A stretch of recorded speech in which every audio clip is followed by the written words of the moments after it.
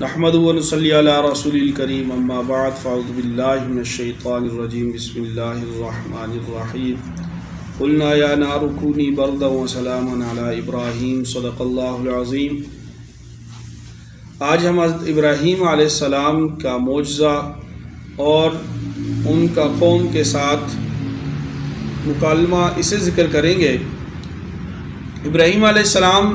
بت پرست قوم کی طرف مبعوث ہوئے تھے، یہاں تک کہ ان کے والد بھی بت تراشتے تھے اور بتوں کو بناتے تھے۔ انہوں نے اپنے والد سے اور اپنی قوم سے یہ کہا ما هذه التماثيل التي انتم لها عاکفون، کہ یہ کیا مورتیاں ہیں جن کا تم طواف کرتے ہو، جن کے پاس تم دھرنا دیے بیٹھتے ہو۔ تو انہوں نے کہا کہ وجدنا آباءنا لها عابدین، کہ ہم تو اپنے آباء و اجداد کو ہم نے پایا کہ وہ اس طرح عبادت کیا کرتے تھے۔ تو ابراہیم علیہ السلام نے انہیں کہا آپ اور آپ کے آباء و اجداد یہ کھلی گمراہی میں مبتلا رہے۔ تو قوم نے تعجب کے طور پر، چونکہ انہیں اس بات کا بالکل بھی یقین نہیں تھا کہ ہم میں سے ہی کوئی بندہ ہمارے خداؤں کے بارے میں ایسی بات کرے گا، تو کہنے لگے اجئتنا بالحق ام انت من اللاعبین، کہ آپ یہ حقیقت میں یہ بات کر رہے ہو یا ہمارے ساتھ مذاق کر رہے ہو۔ اور ابراہیم علیہ السلام نے اللہ تعالیٰ کی توحید کا اعلان یوں کیا کہ میرا اور تمہارا رب وہ ہے جس نے آسمانوں اور زمین کو پیدا کیا، اور میں اس بات کی گواہی دیتا ہوں۔ اور پھر قسم اٹھائی لَأَكِيدَنَّ أَصْنَامَكُمْ بَعْدَ أَن تُوَلُّوا مُدْبِرِينَ، کہ جب تم پیٹھ پھیر کر چلے جاؤ گے تو اس کے بعد میں تمہارے بتوں کے ساتھ ایک ایسا کام کروں گا جس سے حقیقت کھل کر سامنے آ جائے گی۔ اور وہ یہ تھا کہ قوم ایک میلے میں شرکت کے لیے گئی، اور انہوں نے ابراہیم علیہ السلام سے بھی شرکت کا کہا، تو آپ نے کہا انی سقیم، میں تو بیمار ہوں اور میں تمہارے ساتھ اس سفر میں نہیں جا سکتا، اور یہ پیچھے رہ گئے۔ پھر حضرت ابراہیم علیہ السلام نے اس قوم کے جانے کے بعد اپنا کلہاڑا لیا اور سارے بتوں کو توڑ دیا اور بڑے بت کو چھوڑ دیا۔ اور قوم جب آئی انہوں نے دیکھا کہ سب بت ٹوٹے ہوئے ہیں، اور ایک بڑا بت جو ان کا سردار ہے اس کے کندھے پر کلاڑا رکھا ہوا ہے۔ ان میں کہنے لگا کہ ضرور یہ ابراہیم نے کیا ہوگا، ہم نے اس سے بتوں کے بارے میں کچھ غلط کہتے ہوئے سنا تھا۔ اور پھر وہ سارے کے سارے دوڑتے ہوئے آئے اور کہنے لگے انت فعلت هذا بآلیتنا یا ابراہیم، کیا ابراہیم تم نے ہمارے ان بتوں کے ساتھ یہ معاملہ کیا ہے؟ اب ابراہیم علیہ السلام نے ایسا طریقہ اپنایا گفتگو کا جس سے یہ لوگ سمجھ بھی جائیں اور یہ ہدایت کی طرف آ جائیں۔ تو یہ کہنے لگے کہ قال بل فعلہ، بلکہ اس بڑے نے یہ کام کیا ہوگا جس کے کندھے پر کلاڑا ہے، اور آپ جا کر اپنے باقی خداؤں سے، جن خداؤں کو نقصان پہنچا ہے، ان سے جا کر حقیقت جانو کہ ان کے ساتھ یہ معاملہ کس نے کیا،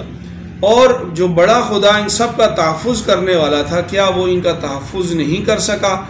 اور اگر ان چھوٹے خداؤں کا بھی مختلف طرح کی ذمہ داریاں تھیں، مختلف طرح کے امور تھے، تو پھر انہیں نقصان کس طرح پہنچایا گیا؟ تو جب یہ بات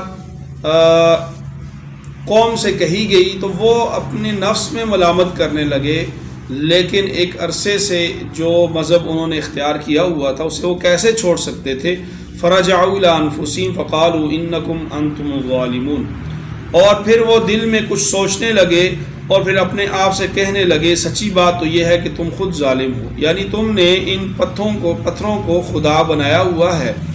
اور اپنے سر جھکا لیے اور ابراہیم علیہ السلام سے کہنے لگے کہ آپ تو جانتے ہو کہ یہ گفتگو نہیں کرتے، ہم ان سے کس طرح پوچھیں کہ تمہارے ساتھ یہ معاملہ کس نے کیا ہے؟ ابراہیم علیہ السلام نے اب قوم کو جب ایک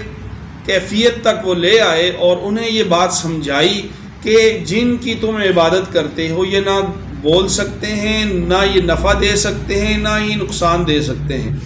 بلکہ یہ تو ایک مجبور محض ہیں، ان کو تم نے اپنے ہاتھوں سے بنایا اور پھر ان کو ایک حیثیت دے ڈالی۔ تو قوم شرک کی وجہ سے ہمیشہ شرک عقل پر پردے ڈال دیتا ہے۔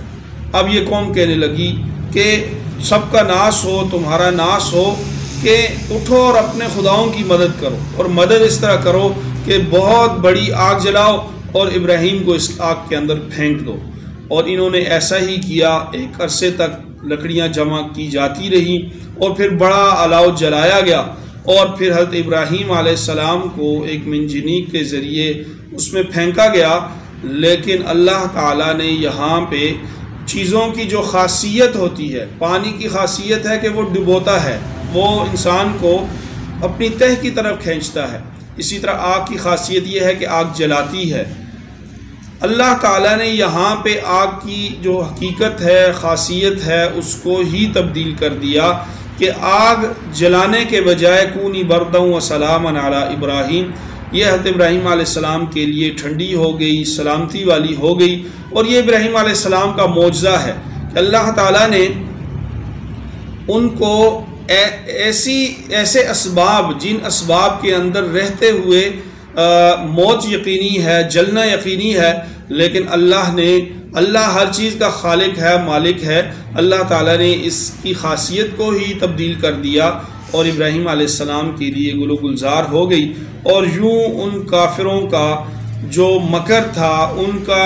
جو منصوبہ تھا، وہ بری طرح سے ناکام ہوا۔ قرآن پاک میں ارشاد فرمایا وَأَرَادُوا بِهِ كَيْدًا، کہ ان لوگوں نے ابراہیم علیہ السلام کے لیے برائی کا منصوبہ بنایا تھا۔ فَجَعَلْنَاهُمُ الْأَخْسَرِينَ، چنانچہ نتیجہ یہ ہوا کہ ہم نے انہیں بری طرح ناکام کر دیا۔ اور ابراہیم علیہ السلام جو توحید کی دعوت دینے والے تھے، جو اللہ کی وحدانیت کی طرف بلانے والے تھے، اور جنہوں نے بتوں کی حقیقت کو آشکارا کر دیا تھا، اللہ تعالیٰ نے انہیں کامیاب فرمایا اور وہ قوم میں دوبارہ سے